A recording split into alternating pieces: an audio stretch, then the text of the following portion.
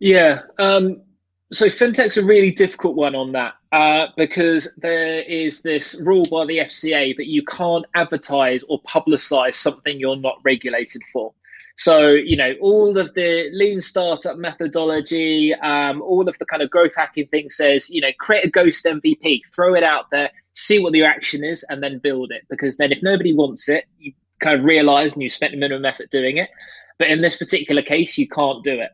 So what we had to do is work out where that line between regulated activity was and what was below it. And we did the MVP stuff with the stuff below it. So this is where we built our budgeting algorithm. This is where we built our planner features, which, they're not financial advice in any way. They're completely guidance. So not regulated in the slightest. We can throw it out in any which way we want. Um, we started to put the feelers out for that first because that as a product in itself is quite useful. It's just the revenue potential is a lot higher with the banking side.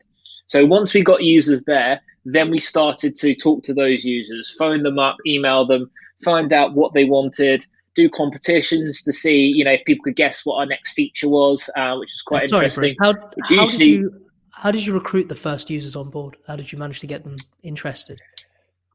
the first users on board. So the way that people talk about things online with parenting and everything like that, a lot of Facebook groups, and they're very, very tiny Facebook groups. So they're quite easy to come into, start a conversation, and they get really good engagement because they're not really, really big.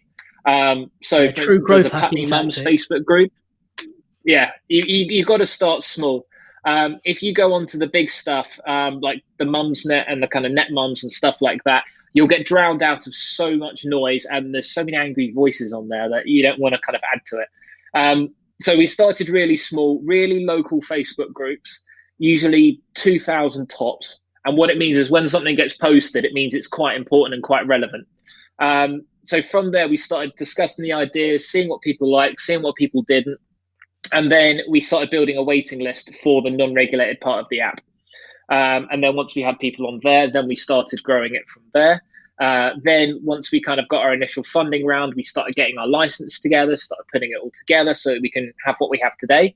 And we were always trying to talk to customers as much as possible, whether it's kind of just getting feedback or whether it's customer service, working out what's going wrong so we can make it better. In terms of the wider product market fit, it's a very revolving market. For every person who has a baby today, somebody's kids go to school, and kind of the main part of what we have right now is not quite as relevant as it was when you're pregnant with a toddler or with a toddler. So there's a really nice bit of churn of users to bring in new ideas and new trends, etc.